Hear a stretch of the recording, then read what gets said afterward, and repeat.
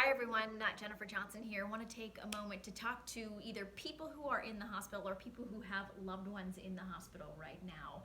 That next step for when they come home and need to follow up with their doctor once they are home. I'm here with Dr. Neil Herendeen, who is really an expert in telemedicine. You've been doing this for a long time now. So telemedicine is not new. There's a lot more emphasis in talking about it right now, but telemedicine, we've been doing it here locally for 20 years. We've done over 15,000 visits with kids in all kinds of settings. So this is kind of something that might be new to you, but trust me, it's an established field. We know a lot about what we can and can't do by telemedicine. So we feel very comfortable offering to patients at this time of social distancing that a follow-up visit, once you're able to leave the hospital but are still recuperating, you may be best served by not coming back to your doctor's office, but actually linking via telemedicine.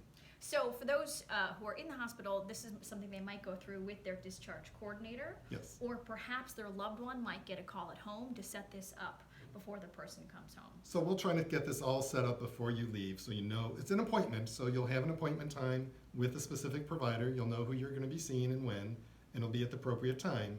And then there's a few things we need to do to make sure we can connect. So unlike FaceTime that everybody does all these cell phones now, this one has to be a secure network. So there's something called Zoom that we can connect, and you just need to go to your app store, download Zoom. It's called Zoom Cloud Meeting. And what that'll get you is at the time of your appointment, your doctor's office will give you a code number or a meeting ID number. That's a 10-digit number, just like a phone call. And that will be the number you type into your Zoom account when you're ready. We're hoping in the future to be able to offer this directly through MyChart. So you won't need to download a separate app, you'll just need your MyChart app, and then we can still do video conferencing that way as well. But we hope to have our care coordinators, the discharge coordinators on the floor, will come by, talk to you a little bit about telemedicine, offer up an appointment, make sure your doctor is available on the other end. They'll make all those arrangements for you, and then when you leave, they'll put that on your discharge paperwork. Here's what time, here's your 10-digit code number to connect. And then when it comes to appointment time, you don't drive to the doctor's office. You stay home, you pull out your phone, and you'll have video time directly with your provider.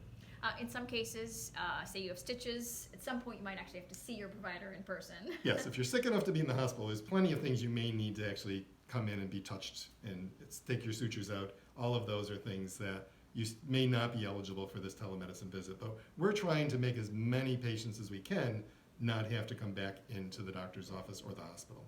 So homework is download that Zoom app, Zoom Cloud Meetings. It's blue right in the App Store. And in case people don't have the MyChart app either on their phone yet, maybe something to do as well. It's a good time to do that. And there's some paperwork, but the discharge coordinator will come with a telemedicine consent. Basically, it just says if we lose video connection, they'll pick up the phone and call you. So it's not anything you need to worry about. It's like, what am I signing my life away to? This is a very simple consent form. And we'll take all that and we'll show it to you while you're still in the hospital, but as you're planning for when can you go home. And for folks who maybe need help, the loved ones at home might be the ones setting this up on their end at home. Yes, for all of you grandparents that have teenagers that are grandkids, they will set this up for you, and you just need your teenager to help you with this. So not necessarily the most ideal, but it's a pretty good solution in these times, right? It'll be great for people that, again, would rather recuperate at home than re-expose themselves back out into the medical world. And saves them a trip out to their doctor's office as well. It'll be great. And once you use it, you might want to do it again. That's right. Hope that helps everyone. Take care.